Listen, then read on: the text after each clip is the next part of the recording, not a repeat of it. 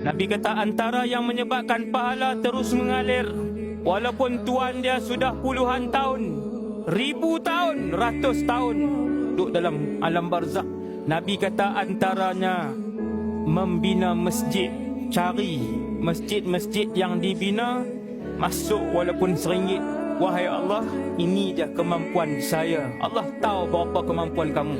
Kita tak perlu nak bohong siapa-siapa. Orang lain kanan kiri kita boleh bohong.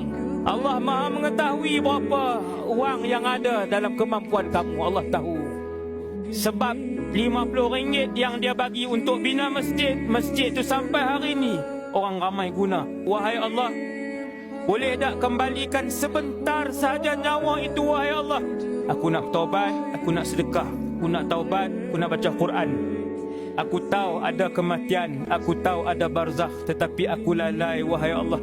Ayat ni disebut dan diulang-ulang, disebut dan diulang-ulang, dan tidak akan diberikan nyawa yang kedua untuk sesiapa pun yang mati.